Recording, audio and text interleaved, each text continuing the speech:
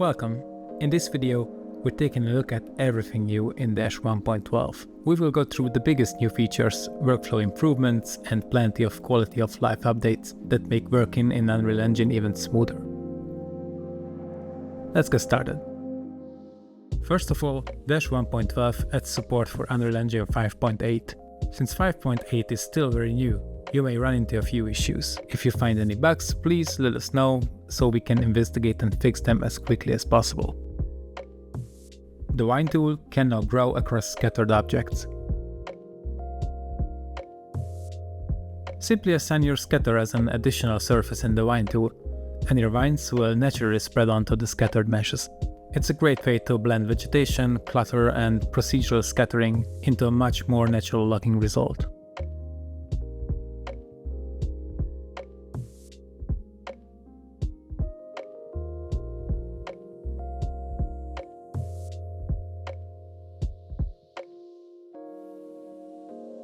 The cable tool now supports dash scatters as inputs.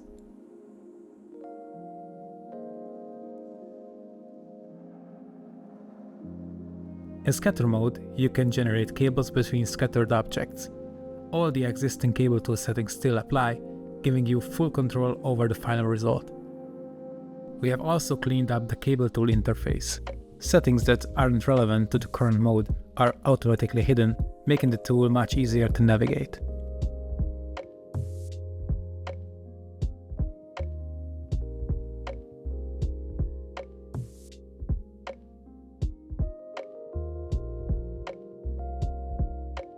Grid Scatter now supports projection for 2D scatters. Your grid layouts can now conform to any surface, making it easy to scatter objects across uneven terrain, rough ground, or other non-flat surfaces while keeping the clean structure of the grid.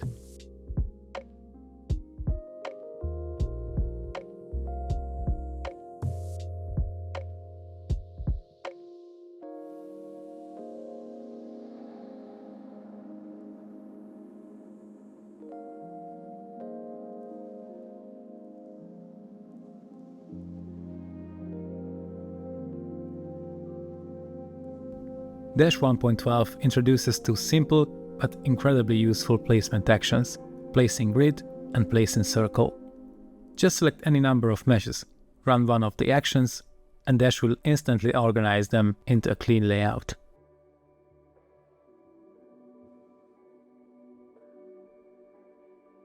The Dash camera tool also received two important updates. First, you can now unlock the standard Unreal Engine camera settings, including focus controls. Set up your dash camera as usual, enable the new toggle, and fine-tune focus directly from the Unreal Engine details panel. You can also access the familiar camera settings and effects you're used to working with.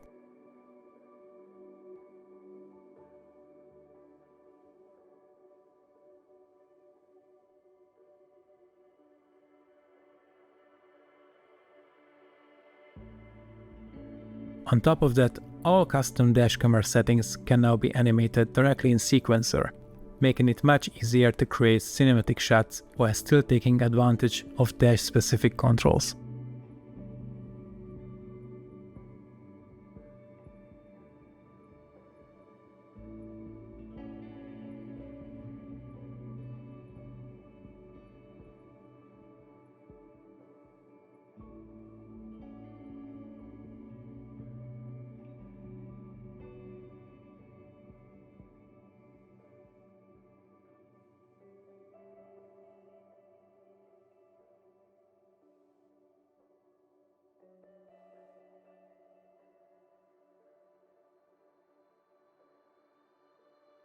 Dash 1.12 also introduces a brand new tool, vertical stacking.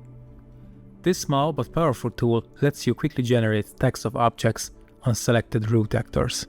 Define your bottom, middle and top meshes, and Dash will automatically create natural-looking stacks. You also get control for jitter, random removal, offset and more, making it perfect for creating believable piles and stacked assets.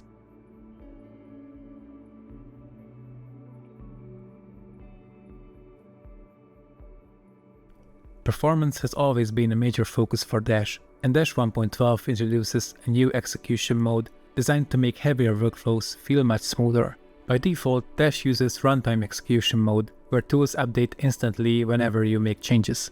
This provides great real-time feedback, but in larger scenes or with more demanding tools, it can impact editor performance.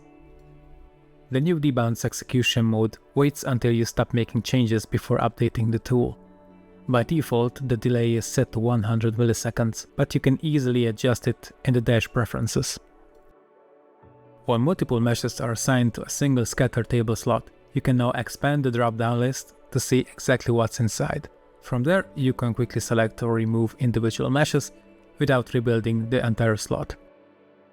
Finally, Dash now remembers the size and position of its windows. Now your window layout are restored automatically, giving you a much more consistent workspace every time you open a project.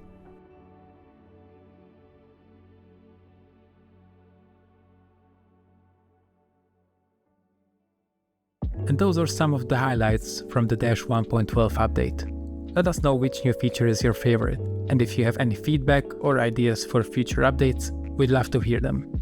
Thanks for watching, and see you in the next one.